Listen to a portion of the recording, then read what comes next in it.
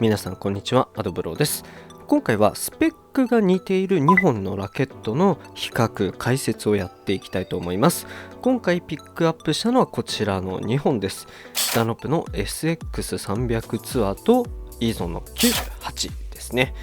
それぞれのスペックがこんな感じですね。どちらも98平方インチで 305g、 そしてストリングパターンが 16×19 なんですけれども、フレームの厚さも結構ありまして、イーゾンは一番厚いところで、一応カタログ上は 24.5で、 SX300 ツアーに関して言うと 26mm ですね。いわゆる黄金スペックと同じ厚みを持ったラケットになってます。100平方インチなら 26mm っていうのも全然珍しくないんですが、98平方インチになると、やっぱりその 22mm、23mm ぐらいがメジャーだとは思うんですね。25mm に近い 25mm を超えるような厚さを持ったフレームっていうのは非常に珍しいタイプかなと思います。それだけにこの2つ注目されている方も多いと思いますし、実際セールスもねかなり好調なんじゃないかなと思います。で、このスペック的に似た2本、どう違うのかっていうのを、実際に打ち比べてきましたので、その違いであったりとか選び分けの方法とかを解説していきたいと思います。で、今回はですね、ダンロップさんの試打会に潜入しまして、自分のね、イーゾーンを持ち込ませていただきまして、打ち比べをさせていただきました。もう広い心にね、感謝でございます。ということで今回はですね、ダンロップの上条さんも登場しますので、ぜひ楽しんで最後までご覧いただき、そしてラケット選びのヒントにぜひお役立ていただけると嬉しいです。それではスタートしましょう。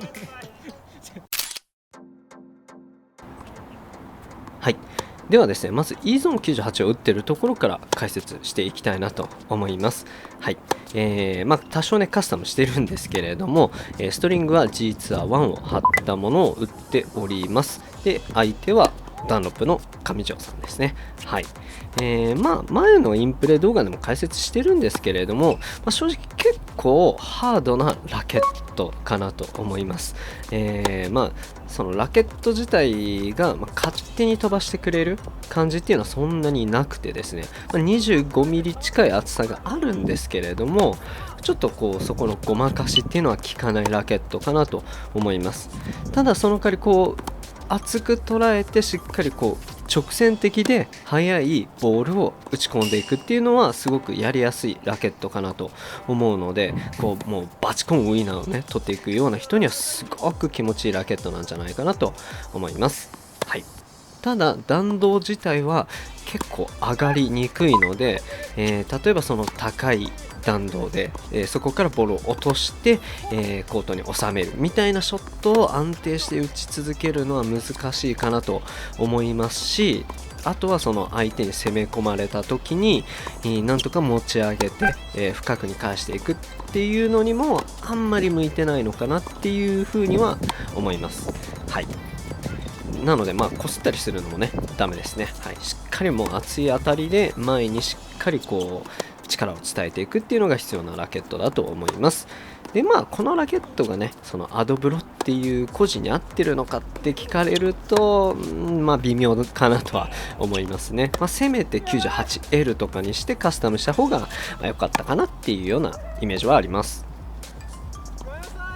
で、次に SX300 ツアーなんですけれども、スペック的にはちょい重め、ちょい小さめ、そしてフレームは厚めで、ストリングのピッチが今作ではかなり広くなってるっていう、他にはねなかなかないタイプのラケットかなと思います。で、今回打たせていただいたのはエクスプロシブバイトの127貼ってあるものを打たせていただきました。で、もちろんそのストリングの効果もあるとは思うんですが、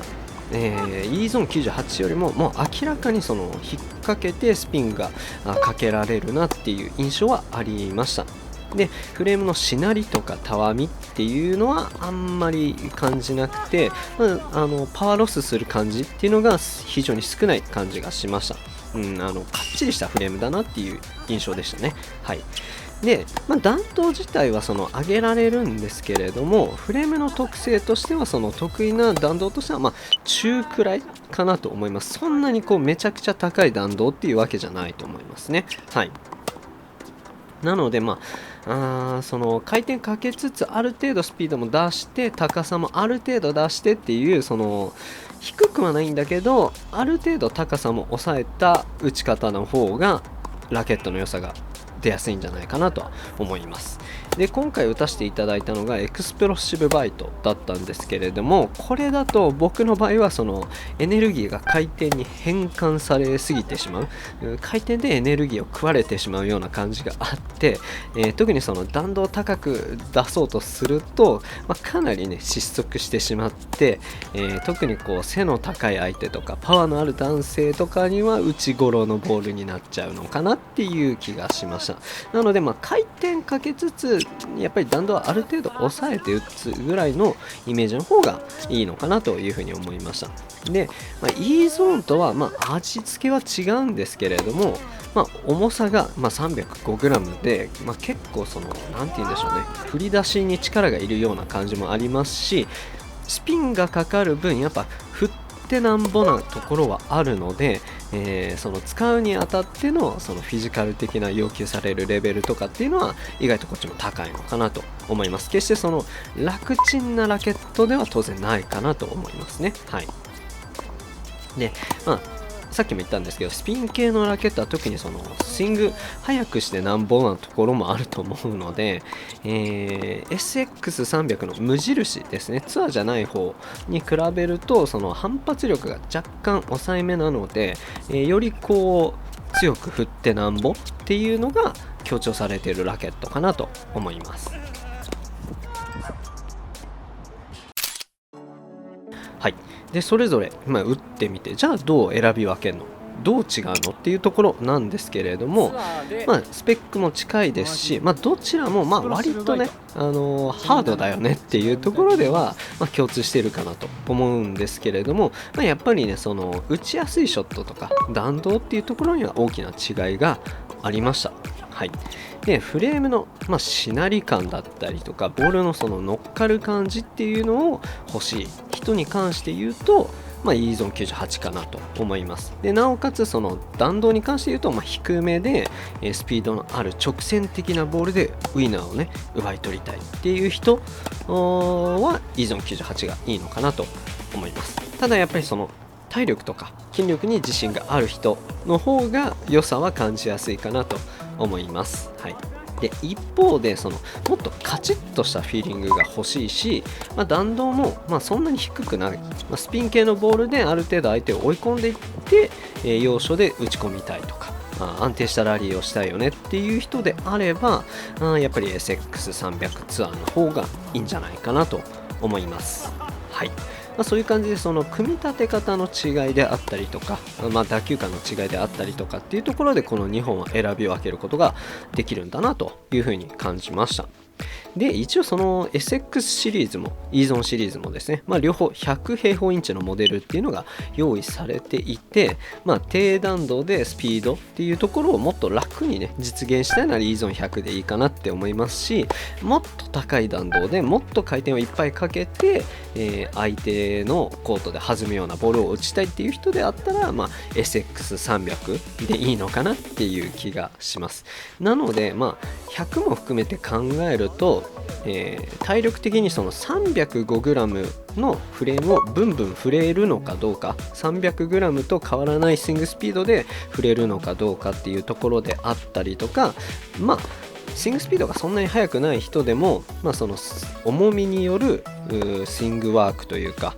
スイングの安心感、ボールの安定感を出せるのかどうかっていうところがキーポイントになってくるかなと思います。はい。でもしE ゾーン98、E ゾーン100、SX300、SX300 ツアーの4本があったとして、じゃあアドブロは、どれを選ぶんだみたいになったら、正直個人的には SX の300を選ぶかなとは思います。はい。回転はかけたいけどボールも飛んでほしいんで、その意味ではね、E ゾーン98よりは SX300 の方がいいかなっていう感じでしたね。で SX300 ツアーも使いやすくは感じるんですけど、300と比べちゃうとそんなにあえてそっちをね選ぶメリットっていうのは今回のテストでは感じられなかったかなという感じでした。はいはい、ということで今回は SX300 ツアーと E-ZONE98 の比較っていうのをやってきました。でスペックは似てましたが、やっぱり使ってみるとだいぶ違う2本でしたねというところでした。はい、直線的で速いボールを打ちやすい E-ZONE ともう少し弾道を上げて回転をかけてボールに変化をつけられる SX300 ツアーというような感じの違いを感じました。でただ両方打ってみるといわゆるそのツアー系、選手向けのスペックっていう立ち位置の2本にはなりますので、どちらもフィジカル的に要求されるレベルっていうのは高めだなというふうに感じました。ただどっちもねその打ってみるとしっかりコンセプトですね、ラケットの持ってる個性であったりとかコンセプトっていうのはしっかり感じ取れたので、打ってて楽しいなっていう感じはありました。はいでどちらもやっぱりそのストリングによって多少ね弾道は調整できるかなと思いますので、SX 打ってみてちょっと弾道上がりすぎだなって感じた人がいればですね、その丸い断面をしているポリエステルを貼ったりとか、逆に E-ZONE でもう少し弾道を上げたかったら今回登場したエクスプロシブバイト貼ってみるとかっていうのをして、自分の好みの弾道に近づけるとかっていう工夫もねしてみると楽しいんじゃないかなと思います。はいで今回ですね SX たくさん打たせていただきましたので、改めてその、各モデルのインプレッションの動画に関しては今後出す予定ですので、よろしければお見逃しがないようにチャンネル登録もしていただけると嬉しいです。はいということで今回の動画以上になります。最後までご視聴いただきありがとうございました。それでは。